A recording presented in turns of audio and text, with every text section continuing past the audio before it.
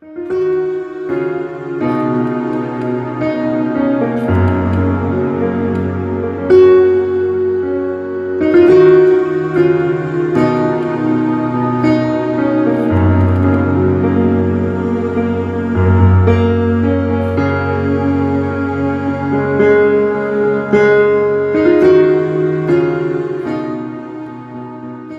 qui amène les malédictions dans les vies?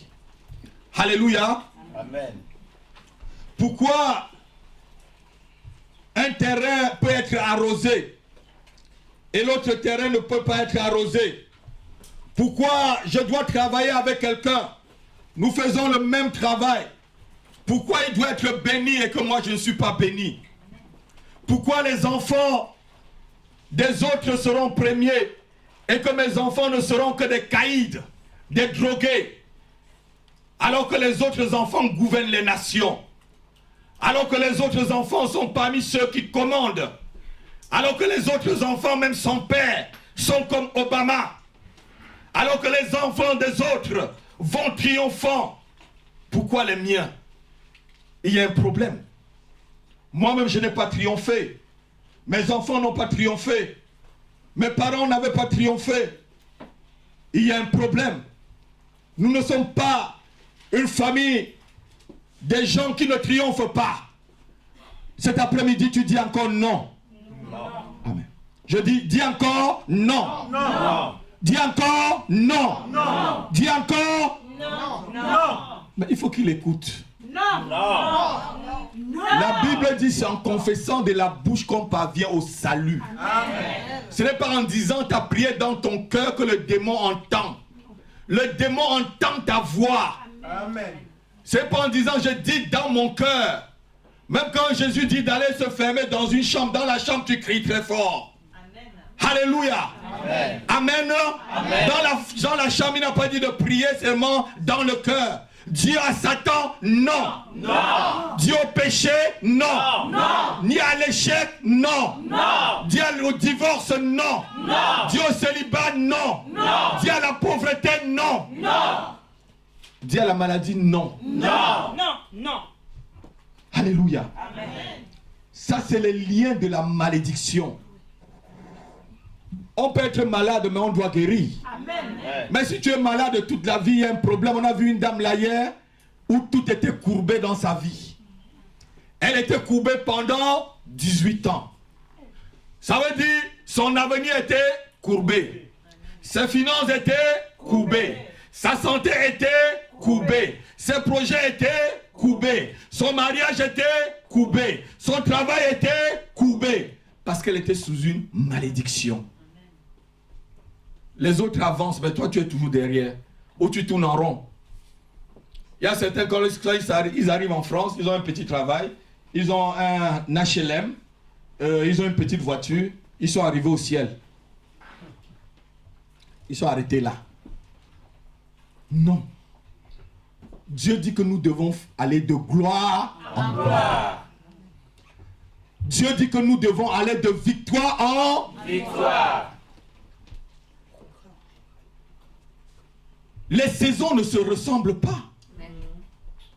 Pourquoi chaque saison doit se ressembler dans ta vie? Les années ne se ressemblent pas. Pourquoi chaque année doit se ressembler dans ta vie? Il y a quelque chose que tu n'as pas compris. Il y a une clé que tu n'as pas. Et cet après-midi, je vais te donner la clé. Amen. Je veux que ton cœur soit ouvert. Amen. Même si la clé est très grosse, pour entrer dans la serrure, prends-la.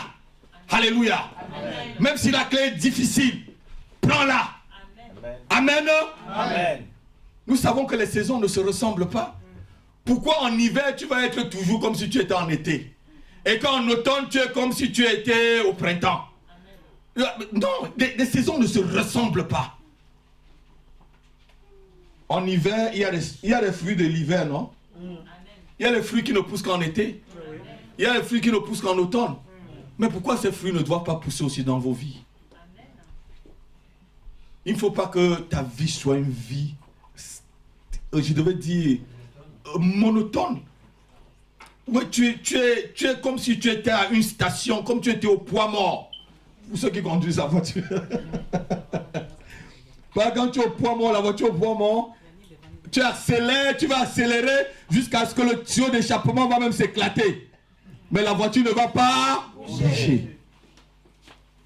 Parce que la voiture au poids mort. Ta vie ne doit plus rester au poids mort, s'il te plaît. Amen. Tes projets ne doivent plus rester au poids mort. Amen. Ta santé ne doit plus rester au poids mort. Amen. Tes finances ne doivent plus rester au poids mort. Amen. Alléluia. Amen. Les chrétiens sont devenus comme s'ils avaient des problèmes. Alors que Dieu a dit que nous devons avoir plutôt des besoins. Amen. Ceux qui étaient au culte prophétique du 31 Amen. décembre, Amen. ceux qui ne veulent pas l'acheter, achetez peut-être un DVD derrière. Amen. Amen. Dieu n'a jamais dit que tu auras un problème. En vérité. Dieu a dit que tu auras des besoins. Amen. Mais aujourd'hui, on porte des problèmes. C'est fini. Parce qu'on n'a pas une clé. Paul dit que tant que l'héritier est encore enfant, il ne peut hériter de rien parce qu'il n'a rien compris. Je ne peux pas donner la clé de ma voiture à mon fils Emmanuel. C'est mon héritier. Mais il ne peut pas prendre la clé de la voiture. Il est encore enfant. Vous êtes d'accord avec moi? Amen. Il va faire des catastrophes avec. Mais lorsqu'il va grandir, je peux lui dire, bon, prends la clé, vas-y. Amen. Amen. Amen. Amen. Amos chapitre 4, verset 7. Vous allez voir comment Dieu parle. Il dit, j'ai arrosé une ville et la ville d'à côté n'est pas arrosée.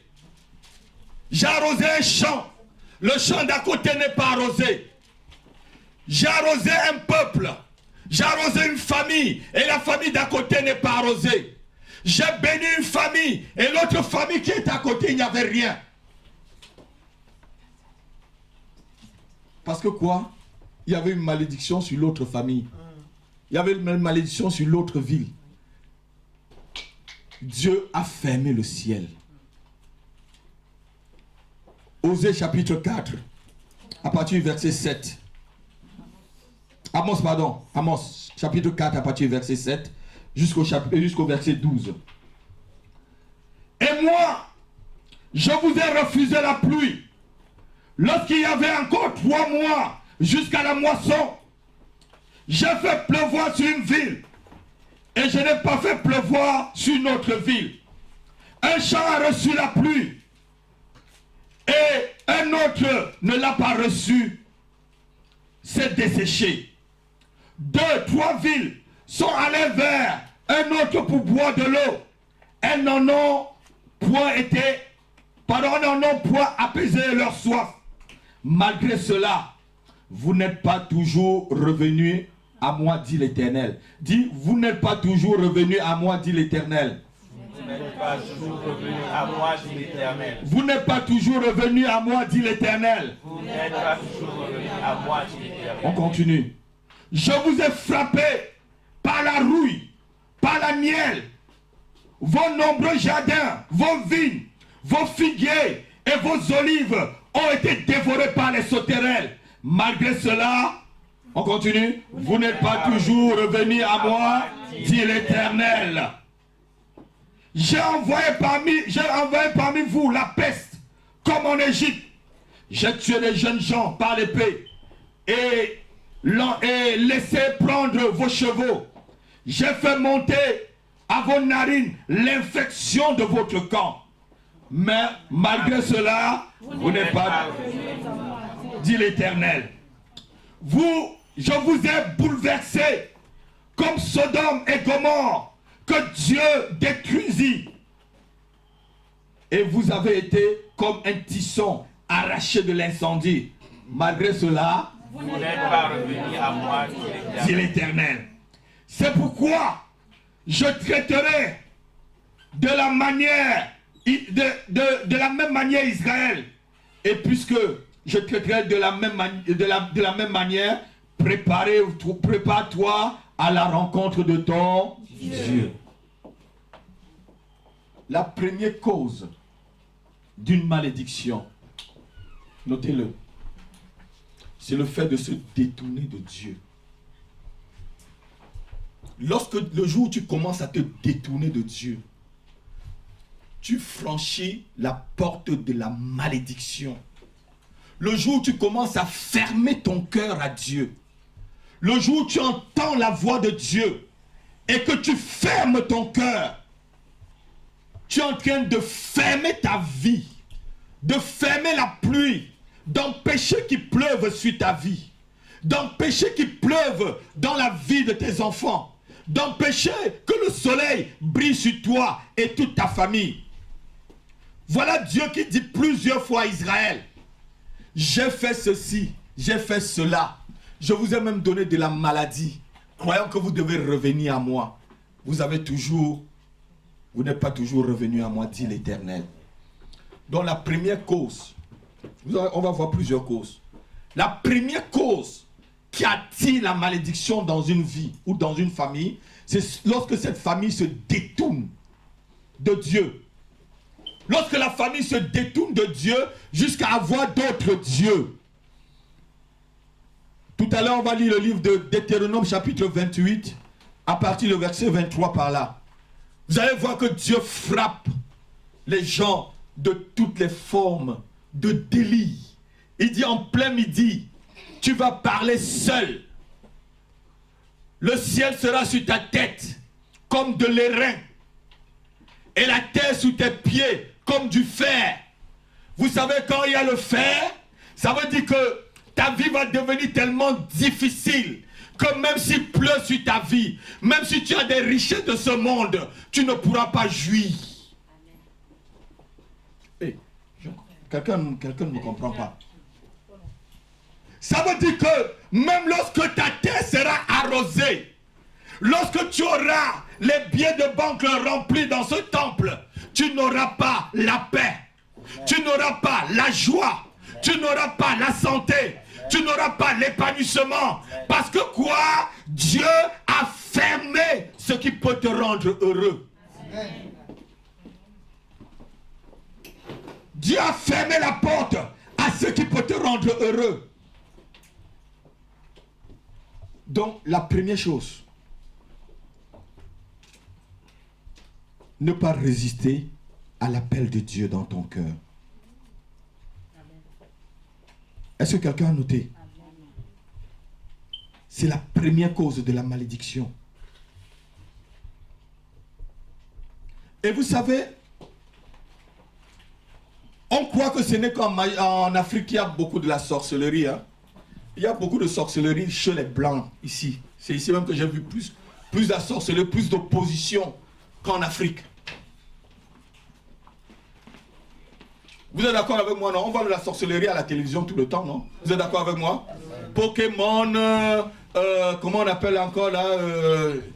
Il y a même celui qui est en Angleterre là, où c'est quoi? Harry Potter, et vous connaissez très bien. Et ça passe tranquillement. On montre des vampires à la télévision. On montre maintenant des démons à la télévision. C'est quoi? C'est là, c'est de la sorcellerie. C'est ça qui amène la malédiction dans une vie. C'est ça qui amène la malédiction dans un pays. C'est ça qui fait que dans ce pays, les gens sont schizophrènes. Les gens sont dépressifs. Les gens ont tout. Ils ont le pain quotidien, mais ils n'ont pas la paix quotidienne.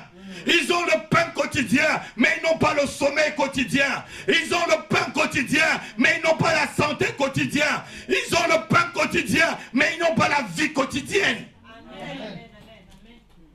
Parce que quelque part, la malédiction règne sur le pays. Amen. Je vous ai dit hier que la malédiction, ce n'est pas toujours, on croit toujours que quelqu'un est maudit.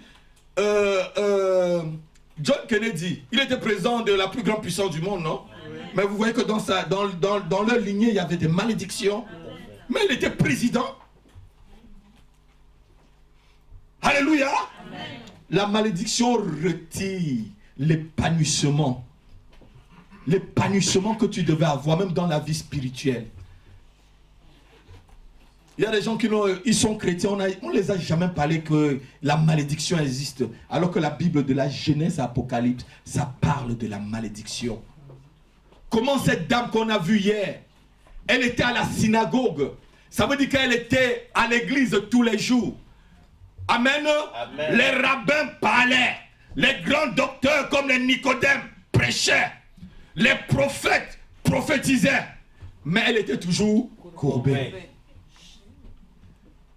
Oh, On pouvait faire toutes les prières, mais sa vie restait toujours courbée.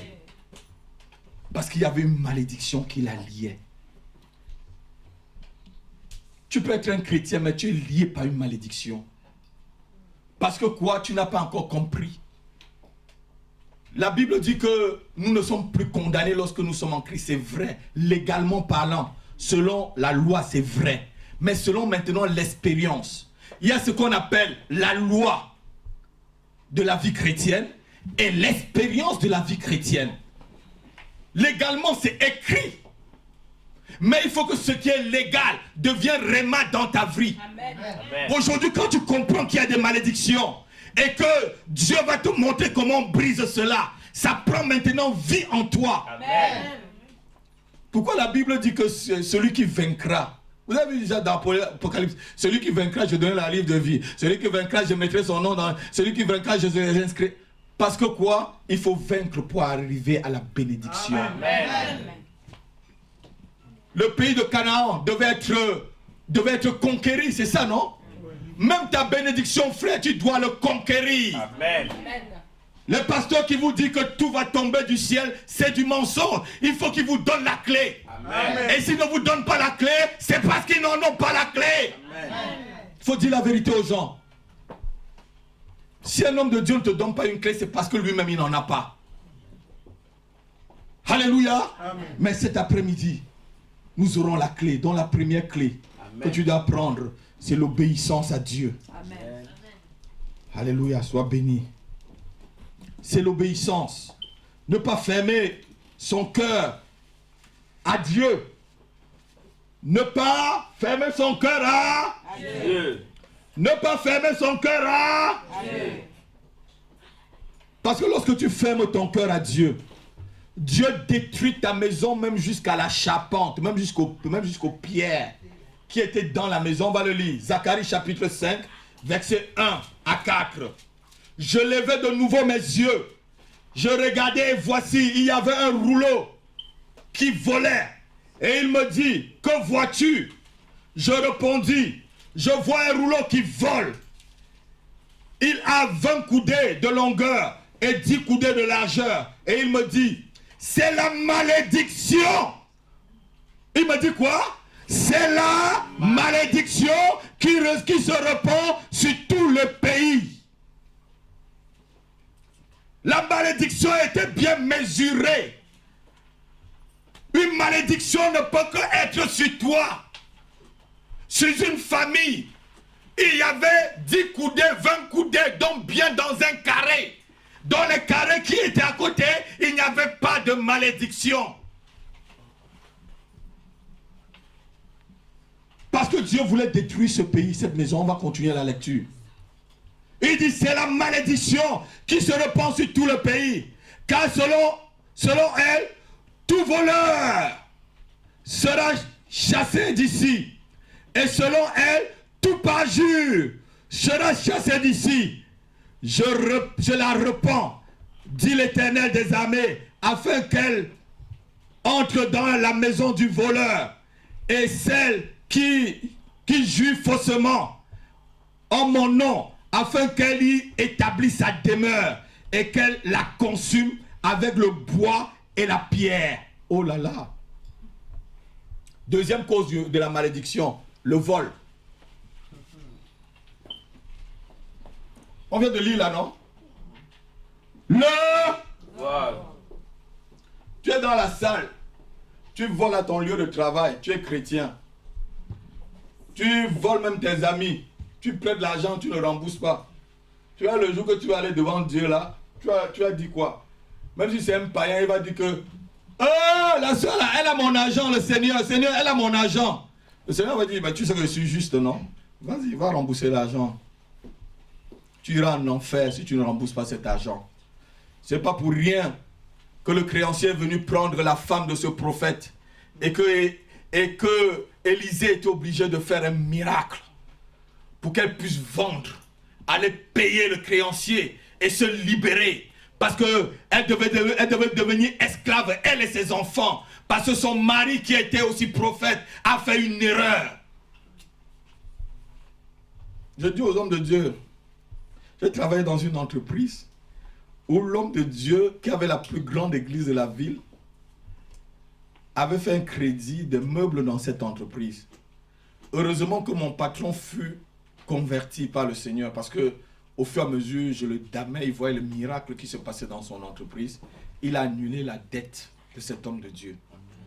À chaque fois quand il me voyait, avant qu'il ne devienne vraiment chrétien, mon patron, il me parlait toujours de ce pasteur qui était venu prendre ses meubles et il n'a pas payé dans l'entreprise. Et j'avais le dossier du pasteur devant moi.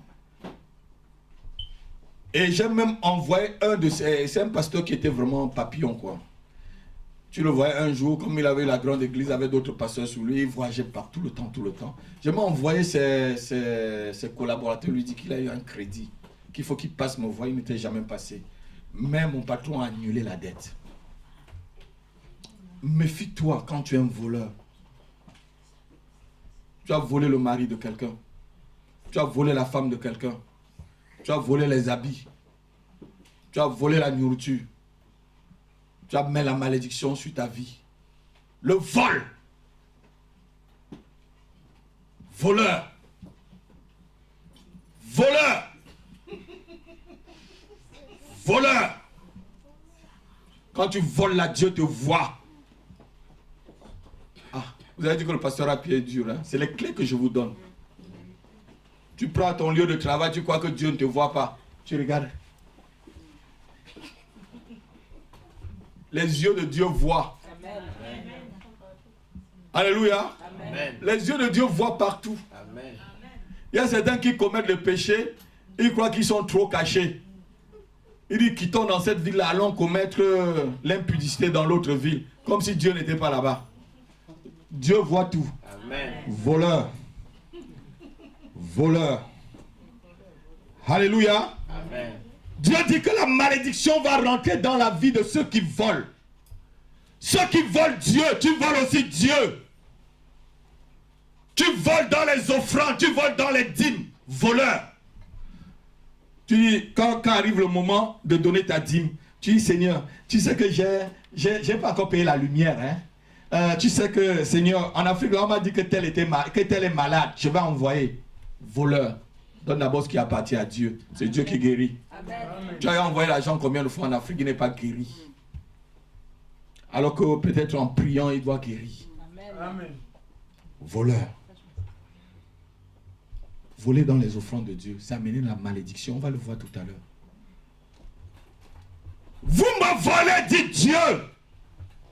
C'est pourquoi vous êtes maudits. Malachie, chapitre 3. Il dit, c'est pourquoi vous êtes maudits. Arrivé au moment où il faut partager, tu voles. Tu te tailles la part du lion. Tu parles, tu fais les prières religieuses à toi-même. Tu crois que Dieu entend? Dieu n'entend pas. Pour que la malédiction sorte sur ta vie. Pourquoi tes choses ne prospèrent pas? Moi, je fais un travail où on travaille tous les jours. Mais moi, j'ai 2 jours où je ne travaille pas. Le samedi et le dimanche. Tous mes enfants, vous le connaissez. Et quand je ne travaille pas le samedi et le dimanche, c'est au moins 500 € que je perds en 2 jours. Je vous le dis vrai. En 2 jours. Et je dis, je m'en fous. C'est marqué au ciel. Et ceux qui travaillent tous les jours ne me dépassent pas. Ceux qui travaillent tous les jours dans la même fonction avec moi ne me dépassent pas. Je suis plus heureux que eux. Parce qu'il y a la bénédiction sur ma vie. Amen. Et le peu que je travaille, je partage bien avec Dieu. Amen. Je ne sais pas comment ça vient, mais je vois seulement venir. Amen. Je ne sais pas comment ça pleuvoir, mais je vois comment ça pleut seulement. Amen. Voleur. Bandit. Voleur. Voler Dieu. Dieu mesure bien. Et c'est ces choses qui amènent la malédiction dans les vies. Le livre de Malachie chapitre 3. Ou même Agé, lisons d'abord Agé chapitre 1, versets 4 à 6.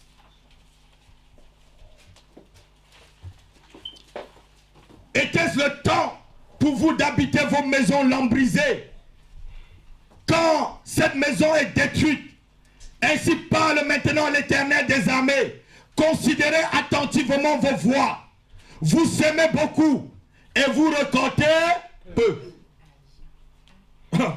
Ça veut dire que tu travailles du matin jusqu'au soir. Il y a les gens qui ne sont pas venus au séminaire là parce qu'ils sont au travail. Même les jours fériés, ils travaillent. Et tu ne vois pas ce qu'ils font avec l'argent. Vous semez beaucoup, vous récoltez peu.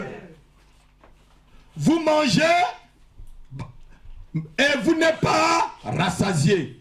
Vous buvez et vous n'êtes pas désaltéré. Vous êtes vêtu et vous avez chaud.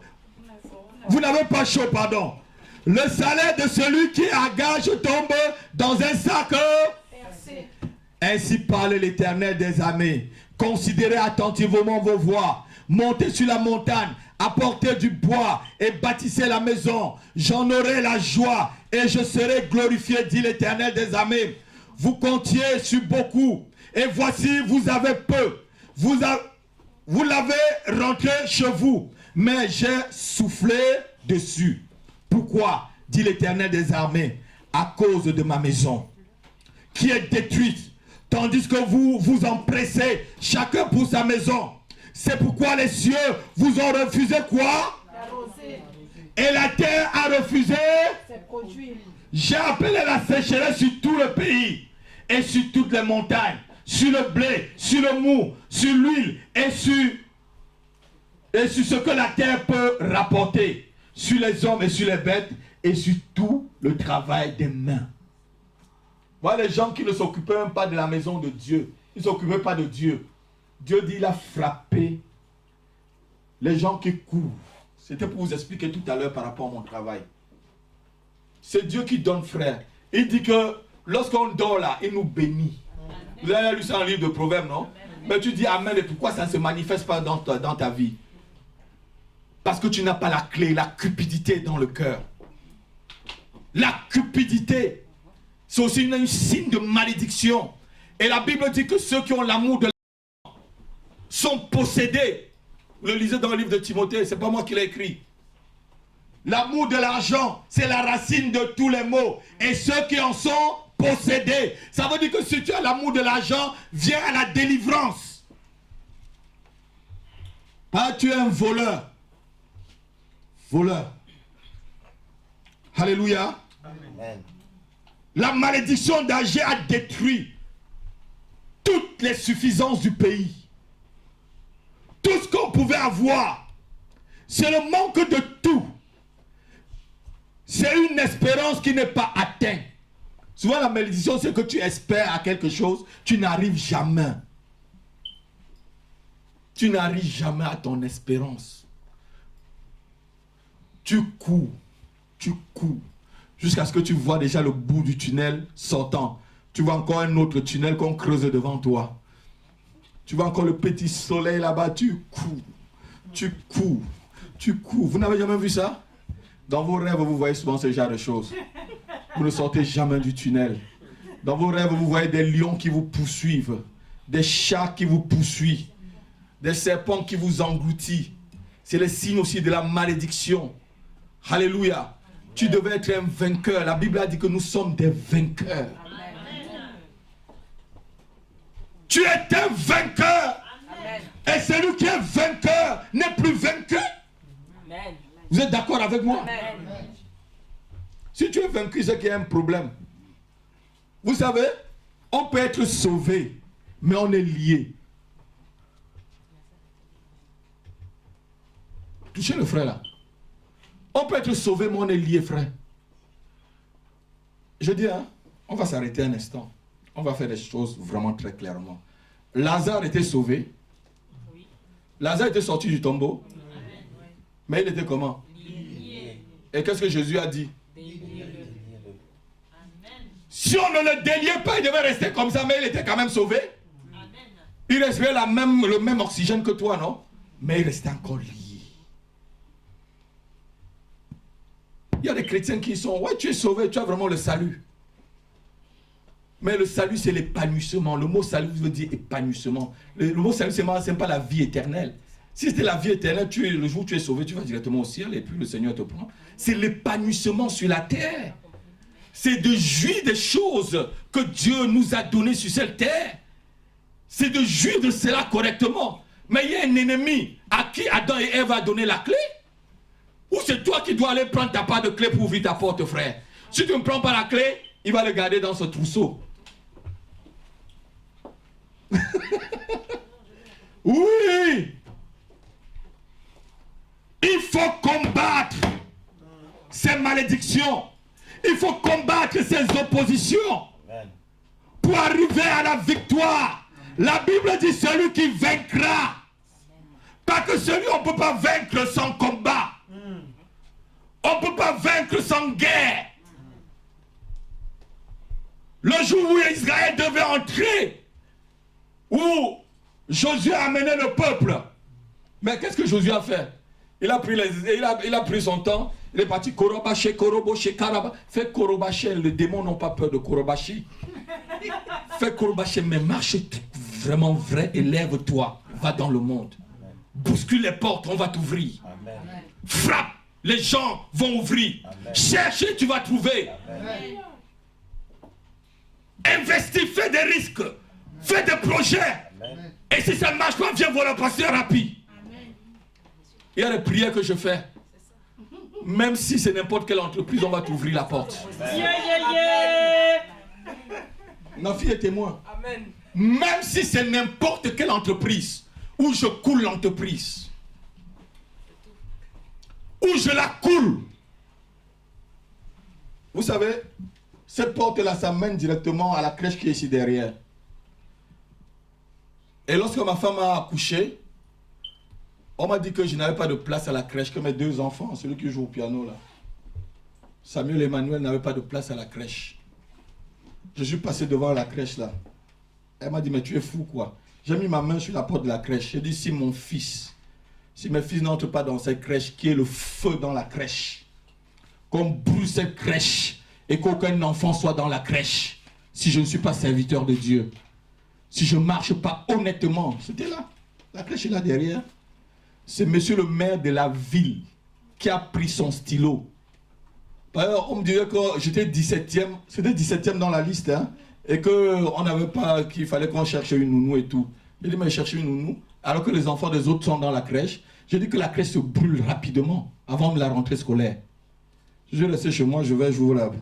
Monsieur le maire lui-même, du 18e, a écrit et signé que mes enfants sont à la crèche. Je vais montrer à mon épouse. 2 fois de suite. 2 fois de suite. 2 années de suite. Oui, pasteur. J'ai dit où ça brûle. Et je le dis vrai. Je le dis vrai. Je connais la clé. Et je suis en train de vous donner cette clé cet après-midi. Ne pas voler Dieu. Ne pas voler dans vos dîmes. Ne pas voler dans vos offrandes. Ne pas voler dans vos relations. Entre mari et femme, même les gens se volent. Tu mens à ta femme. Tu caches l'argent par là, tu mens. Tu caches l'argent par là, tu mens. Le jour où il y a un gros problème, tu dis qu'il n'y a pas de... Non. Quand il y a un problème là, c'est toi l'homme de la maison. Sors le gros lot. Amen. Pour montrer que tu es le vrai homme. C'est vrai, non? Amen. Ah. Mon fils Eka dit c'est vrai, je suis content. Mon fils Eka dit, il connaît bien son père. Alléluia. On se connaît depuis des années. Hein? Ce sont mes premiers enfants que j'ai baptisés dans cette nation. Alléluia. Il ne faut pas mentir même à tes enfants. Tu as l'argent, tu gardes, tu mens dans les relations. Alléluia. Amen. Alléluia. Amen. Ne pas voler Dieu. Malachie, chapitre 3, verset 8 à 9. Un homme trompe-t-il Dieu? Car vous me trompez, dit l'Éternel. En quoi t'avons-nous trompé? Dans les dîmes et dans les offrandes. Et la Bible dit ceci. Et vous êtes frappés par la malédiction. Et vous me trompez, la nation tout entière. Le vol. Je dis d'abord, quoi? Premier, c'était quoi? Obéir à Dieu. Deuxième, ne pas voler. Bah, lorsque tu voles là, on te vole même, on vole aussi ton argent. Tu voles même dans les missions. Tu es fonctionnaire. Tu vas en mission même pour rien. Parce que tu veux qu'on te donne les frais de mission. Voleur. Les 1000 euros que tu as volés là vont détruire 100 000 euros dans ta vie. Ça détruit ta vie, détruit la vie de tes enfants. Les bénédictions qui devaient descendre dans la vie de tes enfants pour 2000 euros. Voleur, tu voles l'État. Tu voles dans les impôts. Voleur. Voleur. Au lieu de déclarer, tu ne déclares pas. Voleur. Et tu es là, Seigneur, que ton nom soit sanctifié. Alors que le nom, tes mains là, quand tu lèves les mains, Satan dit, est-ce que tu as vu, Seigneur? Il a volé à son lieu de travail. Il a dit qu'il allait en mission. Parce qu'il voulait les frais de mission. Il a augmenté les frais de mission. Les frais de mission, c'est 2000 euros. Tu mets 5000 euros parce que c'est l'État. C'est la société qui paye. Aussi ceux qui sont dans les grandes boîtes. C'est la grande boîte qui paye. Un jour, monsieur m'a dit, est-ce que tu peux augmenter la facture parce que ma société va payer? J'ai dit que 0. Ou on laisse, je ne te fais pas la facture augmenter. Monsieur, tu ne veux pas mettre la date? Je dis, je mets la date, l'heure et tout. Amen. Alléluia. Amen. Parce qu'il veut falsifier. Une petite facture peut-être de 100 euros, il va mettre 200 euros. Mais c'est quoi cette histoire? Ces 100 euros là que tu voles va détruire ta vie, détruire ta santé, détruire tout ce que tu as et apporter la malédiction sur ta vie. Ce passage nous montre combien de fois il faut être vigilant avec Dieu. La troisième chose, c'est le parjure. Parjure. Dites avec moi, parjure. Ceux qui disent des calomnies. Ceux qui jurent faussement. Lorsque tu jures faussement, tu prononces la malédiction d'abord sur toi-même. Il y a des gens qui ne me connaissent pas, mais ils parlent de moi comme s'ils me connaissaient. Vous me voyez qu'à distance. C'est ceux qui sont près de moi qui me connaissent. Vous allez aller raconter que le pasteur Api a fait ceci, il a fait cela. Vous ne me connaissez pas. Alléluia. C'est ceux qui sont près de moi qui me connaissent. Ne courez pas des calomnies, s'il vous plaît. Lorsque vous courez les calomnies, ça amène aussi la malédiction sur votre vie. Je suis en train de vous montrer les causes des malédictions. Je n'ai pas fini, il y en a beaucoup. Vous n'allez pas au travail demain. Parce qu'on a encore des temps de prière. Tout ça doit partir de votre vie. Amen. Personne ne doit venir ici avec les calomnies et partir avec les calomnies. Amen. Si tu rentres avec ta calomnie, c'est que tu as un problème. Personne ne va venir ici ayant un esprit de voleur rentrer comme ça. Amen. Personne ne doit venir ici étant incrédule et rentrer tel que. Amen. Si tu es venu incrédule, il faut que tu sois un adorateur, une adoratrice cet après-midi.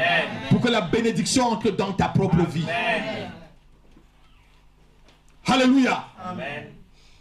Calomnier. Il y avait des gens qui calomniaient Moïse. Vous savez, nous les hommes de Dieu, vous pouvez ne pas nous comprendre. Mais laissez les choses telles que. Si tu ne comprends pas un homme de Dieu, où tu te retires, ne calomnie pas. Alléluia. Amen. Alléluia. Amen. Calomnier les parjures. C'était la troisième. Hein? La quatrième. C'est la rébellion à l'autorité. Oh là là. Dites avec moi, rébellion à l'autorité. Rébellion à l'autorité. Dieu est l'autorité suprême. Amen. Et il a décidé de léguer son autorité à d'autres personnes. Les serviteurs comme nous. Alléluia. Amen. La Bible dit dans le livre de Jean, chapitre 1, verset 6. Quelqu'un va se lever, il va lire. Jean, chapitre 1, verset 6. La Bible dit quoi? Dieu envoya... Lis ma fille, lis. Jean, chapitre 1, verset 6. Dieu et il eut un homme envoyé de Dieu. Son nom était... Jean. La Bible dit quoi? Il y eut un homme. Est-ce qu'on a écrit là un ange? Non. Il y eut un Non. envoyé de Dieu. Donc Dieu a mis son autorité dans la vie de cet homme qui s'appelait Jean. Dieu lui a légué son autorité. Celui qui ne respectait pas Jean ne respectait pas Dieu. Amen. Lorsque tu ne respectes pas une autorité, tu attires la malédiction sur toi. En commençant par l'autorité spirituelle. Amen. Je connais plein de personnes. C'est souvent, moi, je n'aime pas prononcer des malédictions. Il y a des pasteurs qui me maudissent. Mais moi, je pleure seulement. Quand je vois un frère ou une soeur me trahir ou faire des choses, je pleure parce que c'est très dur de tomber. La Bible dit que c'est très dur de tomber sur le jugement du Dieu Tout-Puissant. Parce que si je prononce quelque chose sur la vie de la personne, elle est finie. Elle est finie. L'autorité spirituelle. Jean n'était pas un ange, mais un homme dont Dieu lui-même a choisi pour envoyer le représenter. Il y a des gens qui disent, moi je respecte, c'est mon Dieu. Hein? Moi, je respecte, c'est mon Dieu, je suis sur les ordres de personne. Dieu là, tu ne respectes pas Dieu. Si tu ne respectes pas la personne que tu vois, l'autorité que tu vois, c'est même Dieu là, tu mens, tu ne le respectes pas. Il y a des courants aujourd'hui qui disent qu'il ne faut même plus avoir de pasteur. Vous voyez sur Internet, méfiez-vous de tout ce que vous entendez sur Internet. C'est comme on disait que bon, les chrétiens vont devenir maintenant les chrétiens éprouvettes alors. Donc, sans papa, sans maman. Enfants, c'est ça non? Les enfants qu'on fabrique au laboratoire. Évangile de l'enfer. Serviteur du diable. Des gens comme ça ne peuvent pas se mettre devant moi. Un pasteur comme ça, je ne dis même pas pasteur, c'est même pas un pasteur. Un monsieur comme ça se met devant moi, il va mourir le même jour. Quelqu'un qui dit ce genre de choses, qui ne me confronte pas. Vous êtes en train de m'écouter, ne me confrontez pas. Tu me confrontes, tu meurs le même jour. Tu deviens aveugle comme ce sorcier. Où Paul lui a dit, tu deviens aveugle. On peut pas entraîner les enfants de Dieu en enfer comme ça. Dans les églises, les gens se dispersent maintenant. Les hommes de Dieu ont des problèmes dans l'église aujourd'hui parce qu'il y a un évangile qui vient de l'enfer qui dit qu'on ne peut pas avoir, qu'on ne doit plus avoir les pasteurs, on ne doit plus donner la dîme, on ne doit plus donner des offrandes, comme si on doit tout effacer la parole de Dieu. C'est comme si tu disais à un enfant qu'il ne doit plus avoir son papa. Impossible. Impossible, mon frère. On a toujours besoin d'un père. J'ai des pères. Ce matin, je suis allé célébrer la Pâque avec mes pères. Des gens, si je fais une erreur dans cette nation, ils viennent me voir, Dieu donné. On entend que tu enseignes telle chose. Tu dois nous dire, tu dois te recorriger et tu dois te repentir. Ce sont mes aînés spirituels. Est-ce que vous comprenez? Amen. Je les respecte. Je suis ceux dont je suis leur papa, comme vous. Amen. Ah mais je crois qu'on devait dire Amen. Je crois qu'on devait dire Amen. Amen. Alléluia. Amen. Respectez l'autorité. Respectez ton chef de service. Respectez l'autorité dans la maison. Respectez l'autorité à ton lieu de travail, à l'école, partout où tu es. Tu dois respecter l'autorité. Regardez une femme. La Bible dit que Dieu est le chef de Christ. Et Christ est le chef de l'église. Et l'homme est le chef de la femme, non? Ouais. Mais une femme qui ne respecte pas son mari, elle cherche elle-même les problèmes. Si tu ne respectes pas ton mari, toi-même tu cherches les problèmes. Oui, c'est ça. Que ton mari soit petit comme Haïlé Sélassié, tout petit comme le roi Salomon. Même s'il ne pèse que 50 kilos, et toi tu pèses 100 kilos, c'est ton mari, respecte-le. Amen. C'est Dieu qui a dit qu'il est ton chef. Tu ne peux rien changer. Si tu veux changer, tu te confrontes toi-même à Dieu. Alléluia. Amen. Toute autorité, la Bible dit, Dans le livre de Romains, chapitre 13, verset 1 à 7, toute autorité vient de Dieu. que toute personne soit soumise à l'autorité supérieure, car il n'y a point d'autorité qui ne vient de Dieu. Et les autorités qui existent ont été instituées par Dieu. C'est pourquoi celui qui s'oppose à l'autorité résiste à l'ordre que Dieu a établi. Lorsque tu résistes à l'ordre que Dieu a établi, tu attires une malédiction sur ta vie. Tu attires des mauvaises choses sur ta vie. Lorsque une nation s'oppose à l'ordre établi par Dieu, cette nation attire des mauvaises choses. Vous avez vu, beaucoup de nations qui ont adopté l'homosexualité sont en train de faire retour en arrière. Mais lisez les journaux, suivez les journaux. Il y a beaucoup de nations qui sont en train de faire retour en arrière sur la loi. Parce que malheur à celui qui s'oppose à l'ordre que Dieu a établi. Malheur à la personne. Il y a souvent des mariages qui ne marchent pas. Parce que c'est la femme elle-même. Elle veut porter le pantalon. Elle veut que c'est le monsieur qui porte la jupe. Monsieur ne portera jamais la jupe. Amen. Même si tu gagnes plus que le monsieur. Prêche, pasteur. C'est ça même.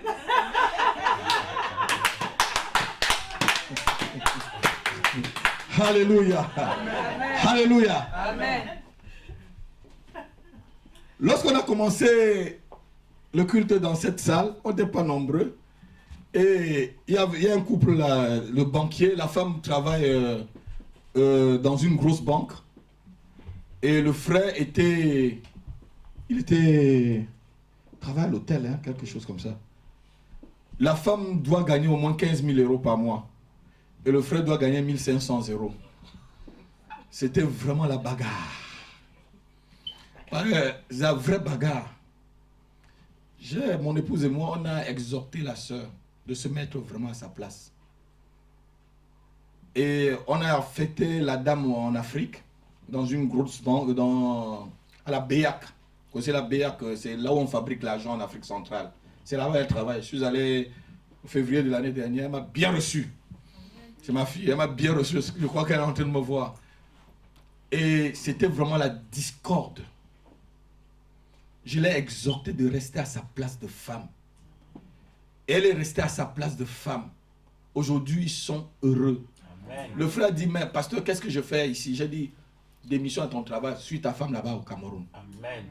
C'est vrai que je veux pas que l'église, je veux bien que l'église soit pleine, mais je veux que les gens soient dans la paix. Amen. Si j'étais un autre pasteur, je dis, restez là, frère. La soeur va envoyer la dîme. Non, c'est pas mon problème, ça. Ils sont en paix là-bas. Ils sont dans une église que je connais. Je suis tranquille. C'est mon rôle de pasteur. Amen. De vous communiquer la vie.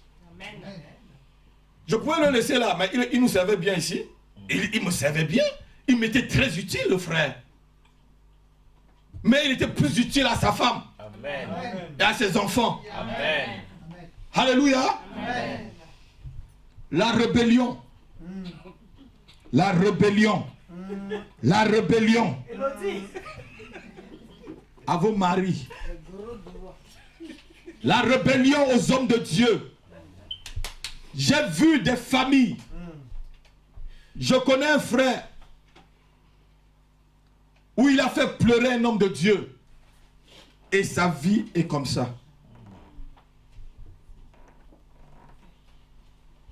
Méfiez-vous quand un pasteur pleure à cause de vous. Parce que c'est les larmes de Dieu même qui pleurent. Vous attirez la malédiction sur vous. Ne vous opposez pas à une autorité. On me regarde. L'autorité des pères aussi sur les enfants. Lorsqu'un père prononce une malédiction sur son fils, ça arrive. Amen.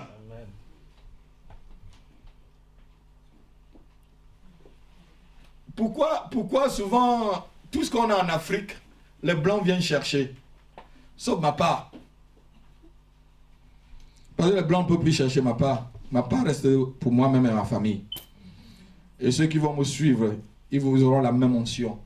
Pourquoi est-ce que toujours on va piquer en Afrique tout le temps? Vous n'avez jamais lu ça dans la Bible? Lorsque Noé a maudit son fils Cham, qui était et qui est le père de Canaan, qui est le père de Couche, où nous sommes la descendance. La Bible dit ceci: tout ce que tu auras, Japheth et Sem viendront chercher. Tu seras l'esclave des esclaves de tes frères. Et tout ce que tu posséderas, Cham, ils viendront le prendre. La parole reste ainsi. C'est un père qui a parlé sur son fils. Jusqu'à ce que tous les enfants de Cham se répandent comme nous sommes en train de nous repentir. L'Afrique, c'est l'avenir. Parce que l'évangile vient maintenant de l'Afrique vers l'Europe. Les enfants de Cham ont compris cela. Amen. Alléluia. Amen. Il avait prononcé une malédiction sur son fils. Vous n'avez jamais lu ça dans la Bible? Vous voulez qu'on le lise un peu? Dans Genèse.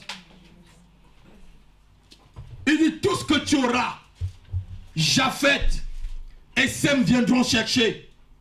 Tu seras l'esclave des esclaves de tes frères.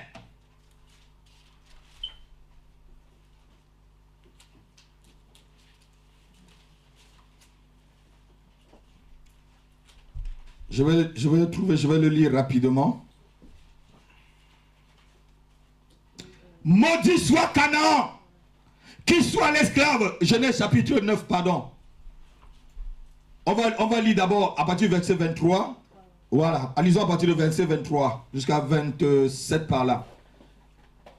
Alors Sem et Japheth prirent le manteau, le mirent sur leurs épaules, marchèrent en reculant et couvrirent la nudité de leur père. Comme leur visage était détourné, ils ne virent point la nudité de leur père. Lorsque Noé se réveilla de son vin, il a pris ce que lui avait fait son fils cadet. Il dit ceci: maudit soit Canaan, qu'il soit l'esclave des esclaves de ses frères. Et il dit encore: béni soit le Dieu de Sem, et Canaan soit leur esclave. Que Dieu étende les possessions de Japheth, qu'il habite les tentes de Sem, et que Canaan soit leur esclave. Et il y a plus loin, dans un autre verset, il dit: tout ce que tu posséderas, tes frères viendront le retirer. C'est un père qui a prononcé la malédiction.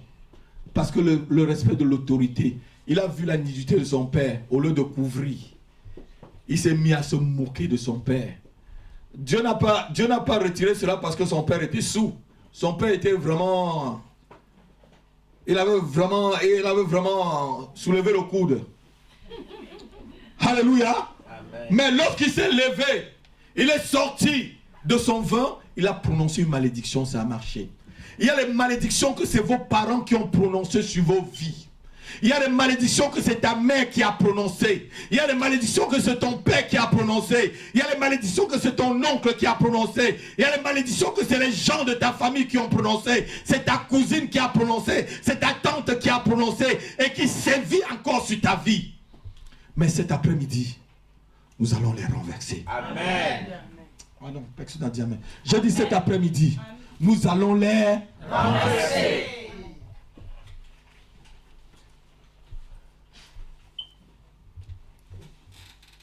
Il y a aussi l'autorité d'un roi sur ces sujets et l'autorité d'une mère sur ses enfants. Vous savez, le jour où Japheth est né, sa mère a dit qu'elle a enfanté dans la douleur. Et la vie de Japheth est restée comme ça. Jusqu'au jour où Japheth a compris que cette malédiction doit se briser. Amen. Il y a certaines situations où vous vivez. On l'a prononcé le jour où vous êtes né, ma fille. Et qui sévit encore dans ta vie. Tu fais n'importe comment. c'est là. Tu quittes la France, tu vas aux États-Unis. On dit que c'est le pays, le rêve américain. Ton rêve devient la même chose. Parce que la malédiction est là. Je vous ai dit, la malédiction, c'est une main de fer qui vous suit partout où vous allez. Un homme peut aussi prononcer, une personne peut aussi prononcer la malédiction sur elle-même. Il y a des gens qui disent, je ne peux jamais réussir. Je ne peux jamais faire ceci. Je suis nul. Je suis comme ça. Il y a des gens qui disent, je suis nul. Mais si tu te vois nul, tu vas être vraiment nul. J'ai connu des belles femmes. J'ai rencontré des belles femmes qui sont venues à la délivrance. Elle me dit, pasteur, je suis laide. Je dis, mais si tu te vois déjà laide, même les hommes vont te voir laide. Lorsque je me lève, je me regarde dans un miroir. Je dis, oh, quel beau garçon. Amen. Et souvent, je regarde ma femme, je dis, tu as la chance, hein? Amen. Quel beau garçon. Amen. Alléluia. Amen. Je suis beau. Amen. Dieu m'a dit que je suis beau. Pourquoi je vais dire que je suis laid? Vous êtes tous des belles personnes. Amen. Alléluia. Amen. C'est le monde qui a catalogué les gens. Il dit que si vous ne devez pas comme des mannequins, vous n'êtes pas un homme. Ne vous maudissez pas vous-même. Il y a les malédictions que nous-mêmes nous prononçons par notre propre bouche. Alléluia. Amen. On va s'arrêter à ce niveau aujourd'hui, on va prier. Je vous ai donné les 3 portes d'entrée de la malédiction, les 4 portes, pardon, d'entrée de la malédiction dans une vie. Tu vas te lever avec moi et tu vas briser ces malédictions.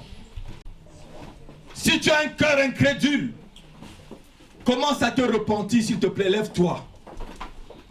Si tu as été incrédule à la parole de Dieu, tu dis, Seigneur, je te demande pardon. Toutes les fois, Seigneur, où je n'ai pas obéi à ta parole, pardonne-moi. Pardonne-moi. Pardonne-moi, Seigneur. Toutes les fois où je n'ai pas respecté ta parole. Lève tes mains, tu commences à prier avec moi. Demande pardon au Seigneur toutes les fois où tu as été incrédule. Toutes les fois où tu es passé à côté. Dis-lui, Seigneur, pardonne-moi. C'est ainsi que tu feras la restitution. Et tu effaceras la malédiction sur ta vie. Prie, s'il te plaît, demande-lui pardon. Dis-lui, Seigneur, pardonne-moi. Pardonne-moi de mon incrédulité. Pardonne-moi de mon incrédulité. Et sauve-moi, Seigneur. Sauve-moi, Seigneur. Sauve-moi de ma malédiction. Sauve-moi de la malédiction due à l'incrédulité. Sauve-moi, Seigneur. Sauve-moi, Seigneur. Sauve-moi, Seigneur. Sauve-moi, Seigneur. Sauve-moi, Seigneur. Sauve-moi, Seigneur. Sauve-moi, Seigneur. Sauve-moi, Seigneur.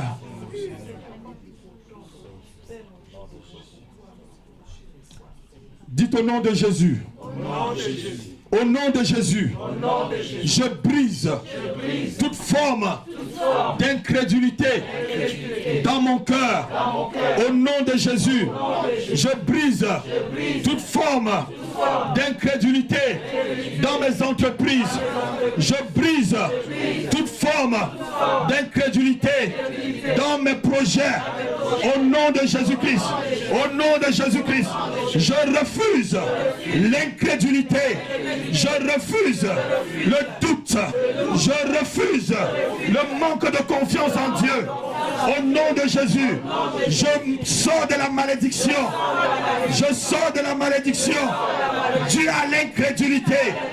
Au nom de Jésus, je déclare cet après-midi que je crois aux promesses de Dieu qui sont oui et amen pour ma vie. Au nom de Jésus. Au nom de Jésus. Au nom de Jésus. Merci Seigneur. Parce que ton sang cet après-midi me lave de toute incrédulité. Ton sang me lave malédiction. Ton sang lave ma famille jusqu'à la 4e génération de toute malédiction. Au nom de Jésus, je brise les chaînes de la malédiction. Je brise les verrous de la malédiction, de l'échec. Au nom de Jésus, je brise la malédiction de la pauvreté. Je le brise sur ma vie. Je brise la malédiction de la maladie. Je brise tombation sur ma vie. Au nom de Jésus, maladie héréditaire, je t'arrête. J'arrête ta malédiction sur ma vie. Au nom de Jésus, malédiction, je brise ton autorité sur ma vie, sur ma famille, jusqu'à la 4e génération. Au nom de Jésus, au nom de Jésus, au nom de Jésus, au nom de Jésus, au nom de Jésus, au nom de Jésus, je refuse d'être la proie de la malédiction. Au nom de Jésus-Christ, au nom de Jésus-Christ, je brise maintenant le pouvoir de la malédiction sur mon corps, sur mon âme, sur mon esprit. Au nom de Jésus, au nom de Jésus, malédiction de la sorcellerie, tu n'as plus de puissance, tu n'as plus d'autorité sur ma vie, sur mon corps, sur mon âme, sur mon esprit. Malédiction de la sorcellerie, tu n'as plus de place dans la vie de mes enfants, sur ma santé. Au nom de Jésus-Christ, je détruis ton pouvoir. Au nom de Jésus-Christ, je coupe tes liens cet après-midi. Au nom de Jésus, je déracine, je te déracine, je te déracine, je te déracine, je te déracine, je te déracine, je te déracine, je te déracine. Au nom de Jésus-Christ, au nom de Jésus-Christ, au nom de Jésus-Christ. Seigneur Jésus, je te demande pardon. Toutes les fois que j'ai volé, toutes les fois que j'ai pris ce qui ne m'appartenait pas. Seigneur, pardonne-moi. Pardonne-moi ce soir. Pardonne-moi ce soir. Efface mon vol dans ton livre. Au nom de Jésus. Seigneur Jésus, je reçois ton pardon. Je reçois ton pardon cet après-midi. Je reçois ton pardon car j'ai confessé mon péché. Au nom de Jésus-Christ, j'ordonne à toutes les malédictions qui me suivaient parce que j'avais volé. Je brise votre pouvoir. Je stoppe vos assauts sur ma vie, sur mes projets, sur mon mariage, sur mon travail, sur mes finances. Malédiction de la main sèche, malédiction du sac percé. Je te stoppe, je stoppe ton pouvoir, je stoppe ton autorité sur ma vie, sur la vie de mes enfants, sur mes finances, sur mon travail, sur mes projets. Au nom de Jésus, je déclare que je mangerai les meilleures provisions de cette nation. Je déclare que je sucerai la mamelle des rois, la mamelle des princesses. J'aurai le meilleur, la meilleure portion due aux enfants de Dieu, due aux élus de l'Éternel. J'aurai la meilleure portion.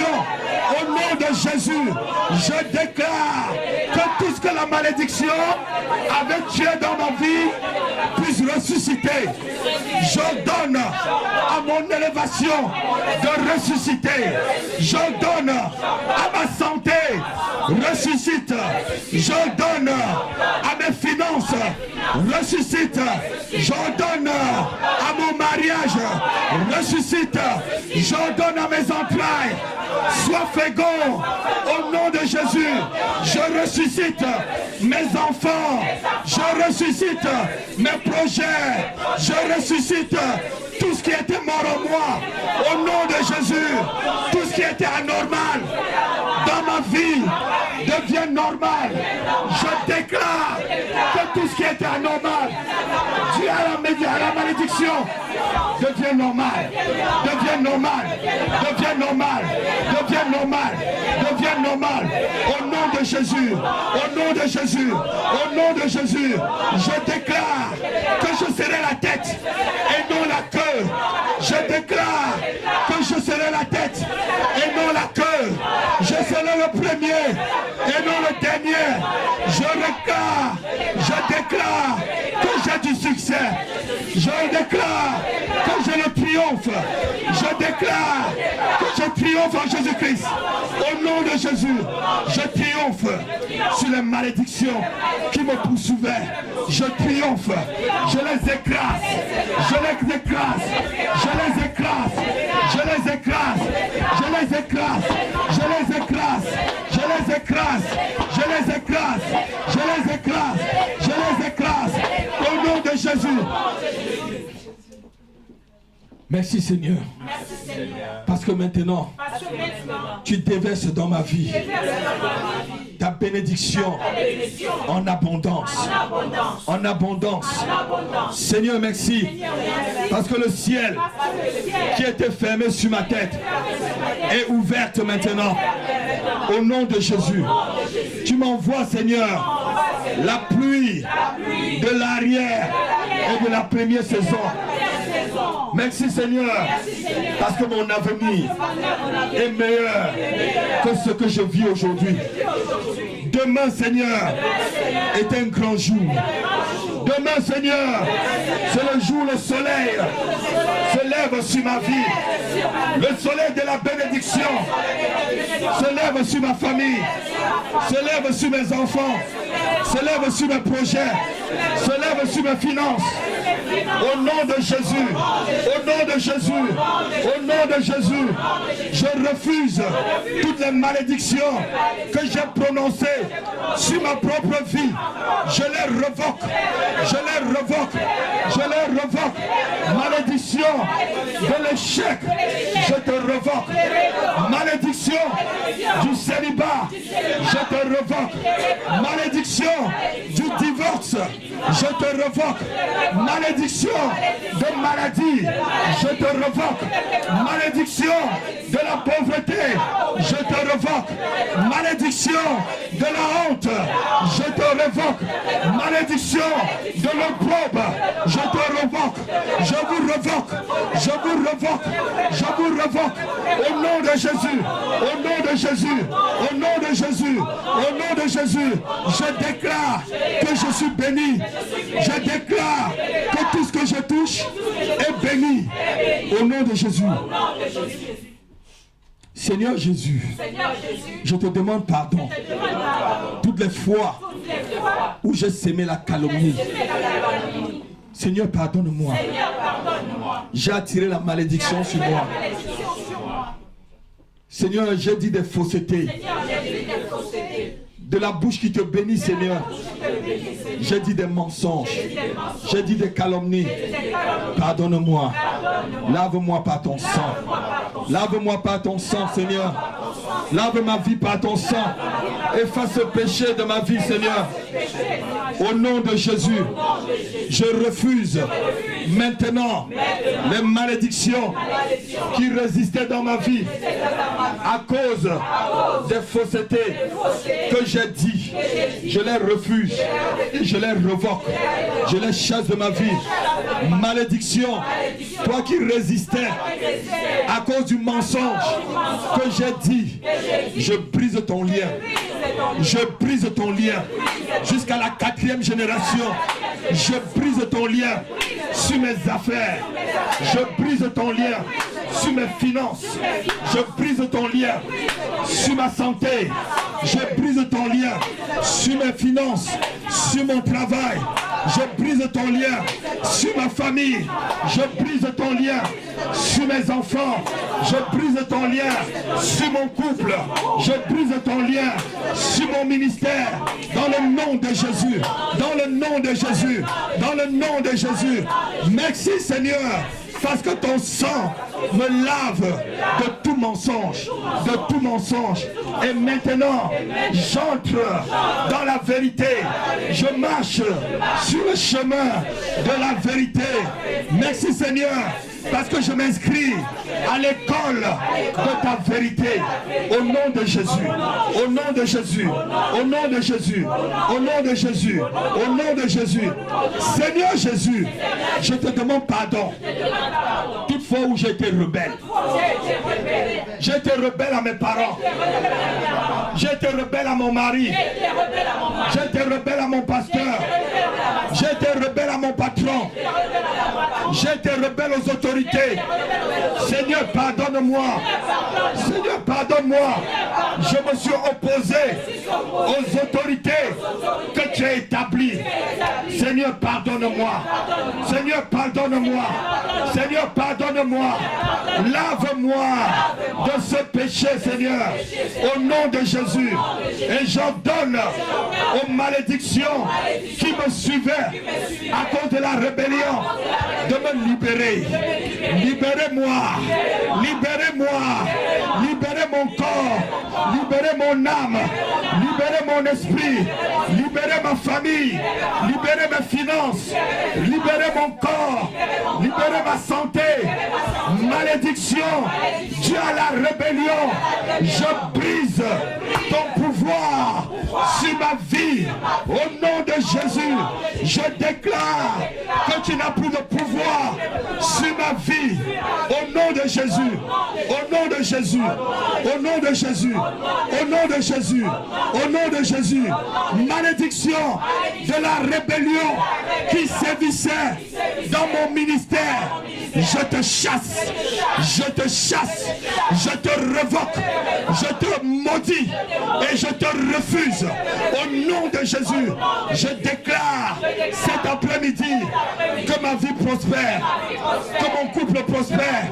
Que mon travail prospère. Que mon entreprise prospère.